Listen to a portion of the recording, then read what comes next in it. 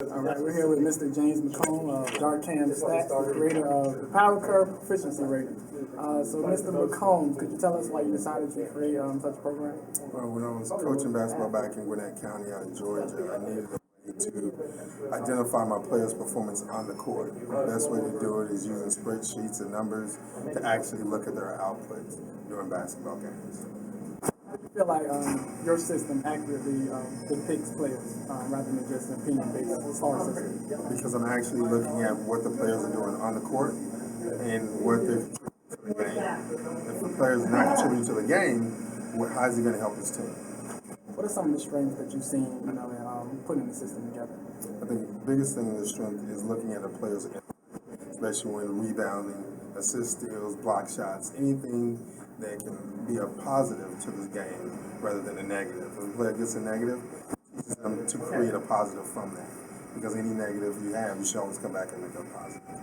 Have you seen any player that has improved dramatically since you started doing the Power Curve? Yes, one that just left here last year was Nigel Rivera.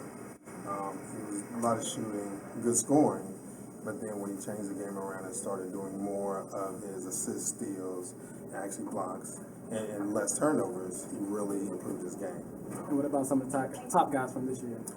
This year we have a guy, Chambers, with Oscar Smith, who's just here in the playoffs.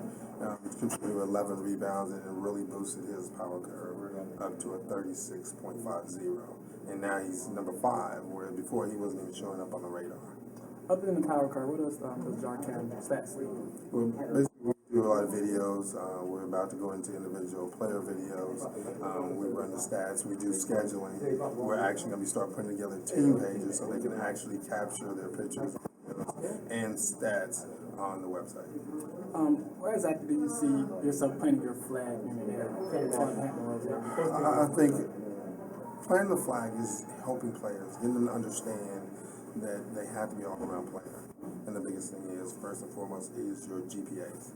If you're not targeting at least a 3.0, then you're going to give the coaches a lot harder opportunity to identify players that they want to go after and actually put into their system. What kind of feedback are you getting from college coaches and some of the high school coaches? A lot of the college coaches and high school coaches, more of the college coaches, they understand it because now they don't have to scramble as much to get the players because now they know these players academically are going to succeed in college. But then the high school players, high school coaches now understanding that by looking at these numbers, they can see who's giving the output, who's giving the positive, contributions on the court, and it's starting to help them to identify players that basically they just sometimes just overlook because they're just looking we talk so much about players, but you get the sleepers that are out there that contribute more than the players we talk about, and it's starting to really help the coaches out. For those guys that don't know you, just talk about a little bit about your sports background. I coached overseas for a couple of years with the Navy, with our intramural teams, but then came back stateside, and I coached out of Gwinnett, Georgia for a number of years for AAU, YBOA, helped a couple of high schools with their players in their off-season, putting them in leagues, and coaching them, and helping them more about leadership and working together as a team, and then working on fundamental skills.